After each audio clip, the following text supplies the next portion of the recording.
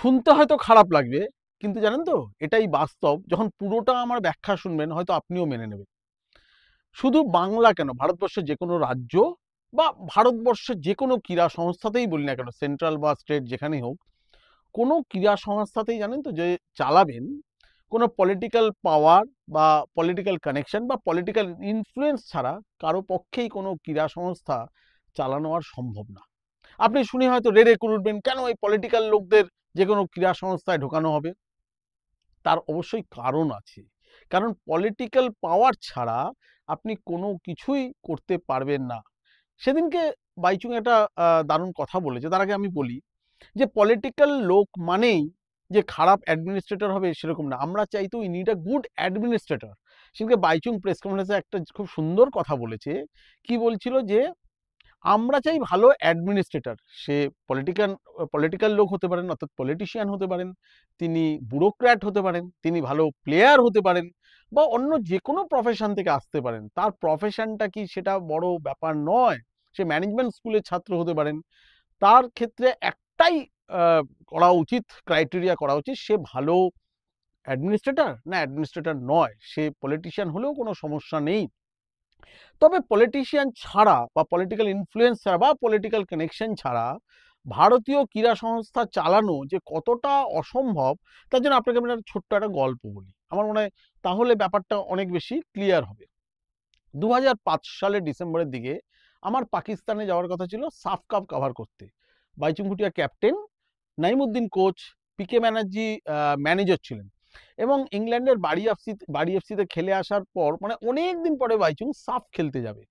এই ট্যুরটাতেই কল্যাণ চৌবে গিয়েছিলেন তৃতীয় গোলকিপার হিসেবে, যার ফলে রেজিস্ট্রেশন হননি। যে কারণে অনেকে মনে করতে পারেন না যে সিনিয়র টিমে কবে কল্যাণ চৌবে গিয়েছেন। ওই একটা ট্যুরেই গিয়েছিলেন, সেটা উনি থার্ড গোলকিপার ছিলেন।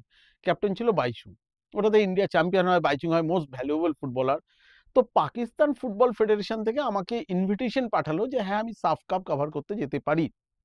আমার ইন্ডিয়া টিমের সঙ্গেই দিল্লি থেকে একই ফ্লাইটে, পাকিস্তান এয়ারলাইন্সের ফ্লাইটে আমার করাচিতে চলে যাওয়ার কথা ছিল। তো আমি ভিসা অ্যাপ্লাই করলাম। আমাকে যথারীতি পাকিস্তান এম্বাসি থেকে ফেরত দিয়ে দিল, বললো যে না, কোনো সাংবাদিককে পাকিস্তানে অ্যালাউ করা হবে না। কেন করা হবে না? ওরা সাংবাদিকদের ভাবে যে আমরা হয়তো ফেউ, মানে সাংবাদিকের ছদ্মবেশে হয়তো আমি স্পাই হয়ে যাচ্ছি, কারণ সাংবাদিক হলে অনেক কিছু সুবিধে পাওয়া যায়। তার ফলে আমাকে যেখানে সেখানে মুভ করতে অনেক সুবিধা হবে, সেটা পাকিস্তান কিছুতেই দিতে রাজি হচ্ছিল না। ডিসেম্বর মাস, এন্ড অফ ডিসেম্বর 2005 সাল, কলকাতায় ফিরে আসবো। রাত 10:30 11টার সময় প্রিয়দা, তখন প্রিয়রঞ্জন দাসমুন্সী সংসদে পরিষদীয় দলনেতা কংগ্রেসের, মনমোহন সিং তখন প্রেসিডেন্ট, মনমোহন সিং তখন প্রাইম মিনিস্টার। তো কাল চলে আসবো কলকাতা। কি মনে হলো একবার প্রিয়দার বাড়ি রাত 10:30 11টার সময় গেলাম যে একবার বলে আসি।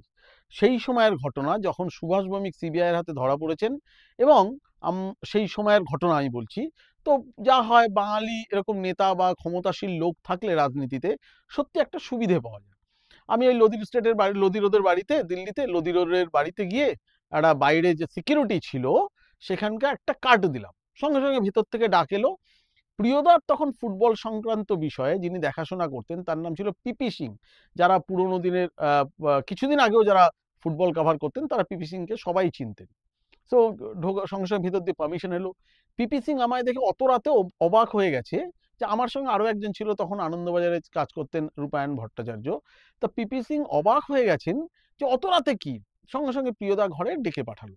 তো বাইরে তখন মনে আছে প্রফুল্ল প্যাটেল এরা সব বাইরে বসেছিলেন, এবং অনেক বিজনেসম্যান বা আদার্স ক্ষমতাশীল লোকরা, প্রভাবশালী লোকরা ভারতীয় রাজনীতি তখন সব বাইরের ঘরে।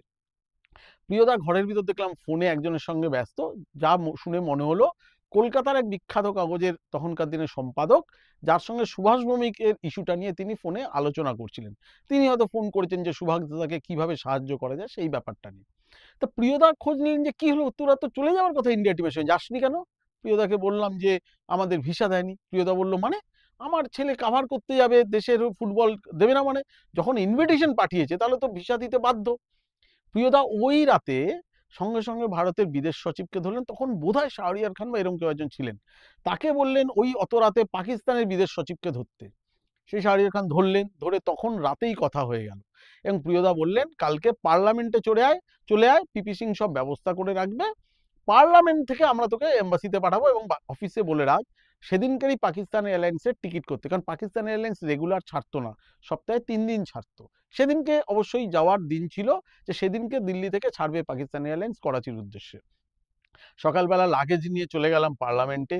গেটে পিপি সিং দাঁড়িয়ে ছিল, আমার ছবি তোলা হলো, সমস্ত কিছু বলা ছিল। আমরা পার্লামেন্ট মানে আমি আর রূপায়ণদা পার্লামেন্টে ঢুকলাম। প্রিয়দা বলল তোরা কি পার্লামেন্ট দেখবি, মানে ভেতরে তখন পার্লামেন্ট অধিবেশন চলছে, না আমার ঘরে বসবে, না আপনার ঘরে বসবো।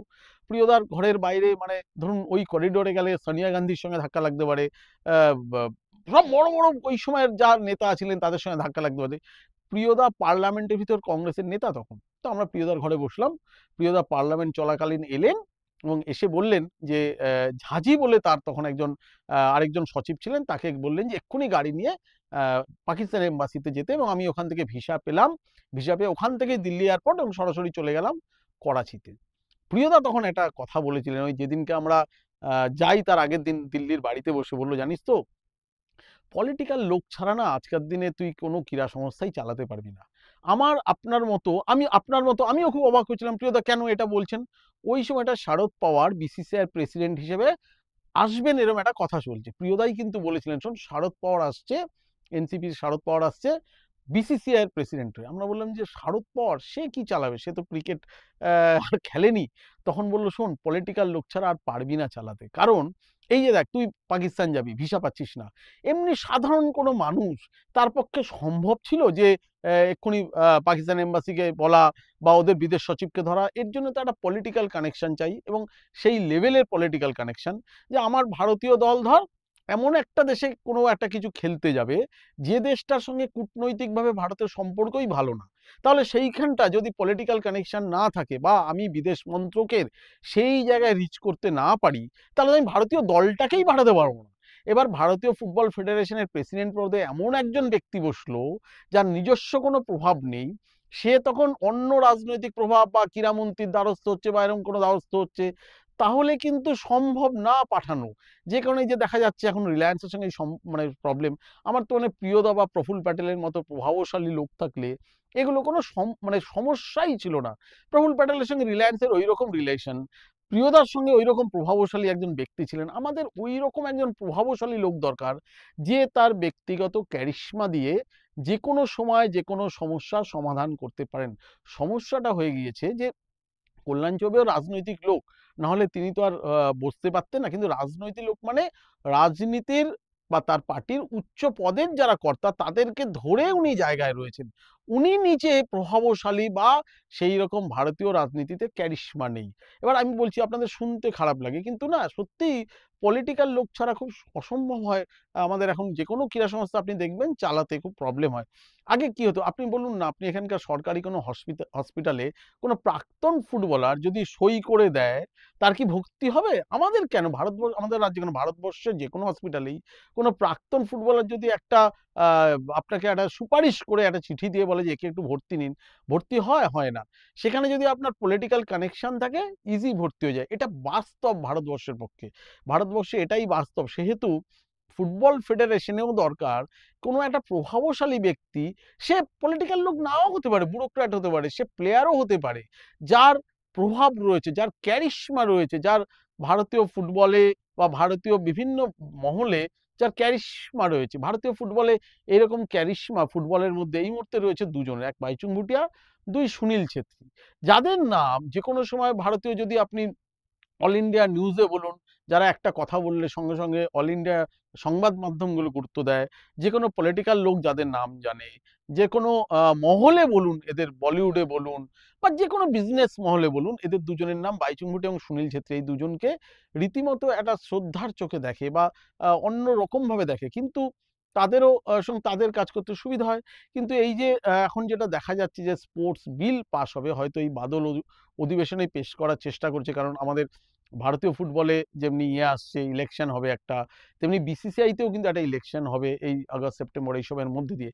তাই খুব দ্রুত কিন্তু একটা হয়তো স্পোর্টস বিল পার্লামেন্ট থেকে পেশ করার চেষ্টা চলছে, যে স্পোর্টস বিলের মধ্যে কিন্তু যে আগে যেরকম ভাবা ছিল যে কোনো পলিটিক্যাল লোক দাঁড়াতে পারবে না কোনো ক্রীড়া সংস্থা, এই ব্যাপারটা আর নেই।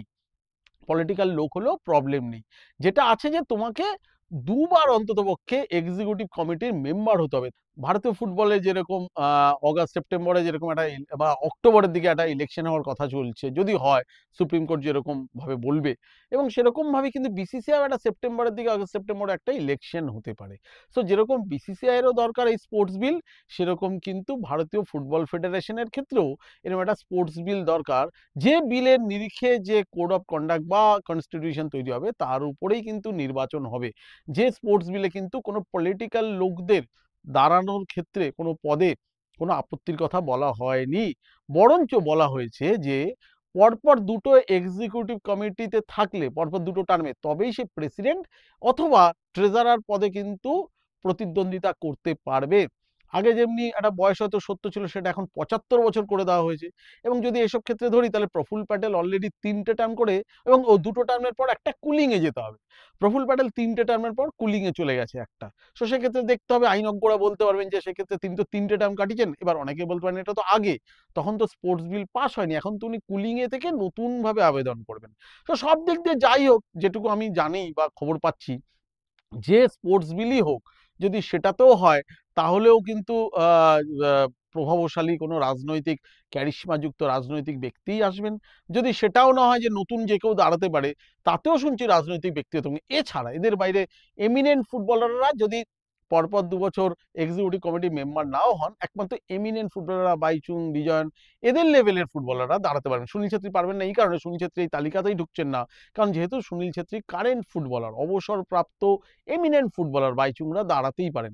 আগে স্পোর্টস বিল পাস হোক, সবাই তাকিয়ে আছে স্পোর্টস বিলের দিকে কখন পার্লামেন্টে এটা পাস হয়। সো এই যদি পার্লামেন্ট থেকে কোনো ল পাস হয়ে যায়, তার উপরে তো আর কিছু হবে না। সুতরাং এখন আমাদের সেদিকেই তাকিয়ে থাকতে হবে।